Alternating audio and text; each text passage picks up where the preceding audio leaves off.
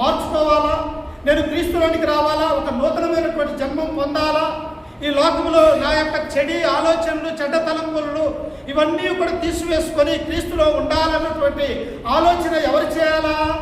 మనకు ఆలోచన చేసుకోవాలా ప్రియులారా. అందుకనే ఇక్కడ ఒక వ్యక్తి రక్షణ పొందిట్లో దేవుని యొక్క ఉద్దేశం ఎంతైతే ఉన్నదో అలాగనే మానవుడు కూడా ఏం చేసుకోవాలంటే తీర్మానం చేసుకోవాలా, ఇదిగో నేను మారు మనసు కలిగి ఉండాలా, నా జీవితాన్ని నేను క్రీస్తులో ఒక లోతైనటువంటి పునాది మీద కట్టబడాలా అన్నటువంటి ఆలోచన కలిగి మనం ఏం చేయాలంటే దేవుని యొద్దకు మనము వచ్చేవారిగా ఉండాలి ప్రియులారా. అందుకనే దేవుడు ఏమంటున్నాడంటే యోహాను సువార్త 3వ అధ్యాయం 16వ వచనములో మనము చదువుకుంటే ఎందుకు ఆయన మానవుని ఇంతగా ప్రేమిస్తూ ఉన్నాడో ఆ విషయాన్ని అక్కడ తెలియజేస్తూ ఉన్నాడు. ఒకసారి చూడండి, యోహాను సువార్త 3వ అధ్యాయం 16వ వచనములో మనం చదువుకుంటే, దేవుడు లోకముని ఎంతో ప్రేమించెను, కాగా ఆయన తన అద్వితీయ కుమారునిగా పుట్టిన వాని యందు విశ్వాసముంచు ప్రతివాడును నశింపక నిత్య జీవము పొందినట్లు ఆయనను అనుగ్రహించెను. దేవునికి ఏమి ఇష్టం లేదంట?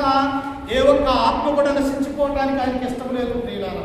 స్త్రీ కానీ, పురుషులు కానీ, నపుంసకులు కానీ, ఈ లోకంలో ఉన్నటువంటి ప్రతి మానవుడు కూడా ఆ పరలోక రాజ్యము చేరాలని తండ్రితో, తనకు మానవుడైనటువంటి క్రీస్తుతో, పరిశుద్ధాత్మతో, దేవదూతలతో ఆ పరలోక రాజ్యములో నిత్యము సంతోషంగా బ్రతకాలన్నది దేవుని యొక్క ఉద్దేశమైనట్టుగా మనము చూస్తూ ఉన్నాం.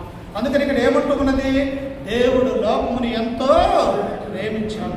ఎంతగా ప్రేమించాడంటే తన ఒక్కగానొక్క కుమారుడైనటువంటి యేసుక్రీస్తు వారిని ఒక గొర్రె పిల్లగా బలియాగముగా కలువరిగిరిలో బలయ్యేవాడిగా, ఆ యొక్క అమూల్యమైనటువంటి రక్తాన్ని చిందించేవాడిగా, మరణానికి అప్పగించినటువంటి తండ్రిగా మనము దేవుణ్ణి మనము చూస్తూ ఉన్నాం. ఎవరు అలా అప్పగించగలరు? మనకిచ్చినటువంటి పిల్లల్ని మనము మన యొక్క చేతులతో చంపుకోగలమా?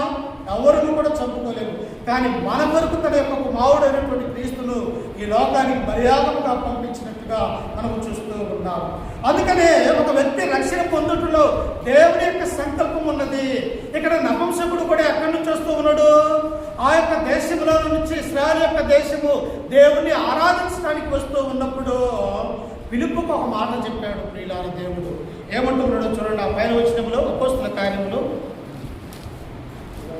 8వ అధ్యాయం 26వ వచనము, ప్రభు దూత నీవు లేచి దక్షిణమునగా వెళ్ళి యెరూషలేము నుండి గాజాకు పోవు అరణ్య మార్గమును కలుసుకోమని పిలుపుతో చెప్పగా, అయా పిలుపు, ఇదిగో అన్య దేశమైనటువంటి ఆఫ్రికా దేశం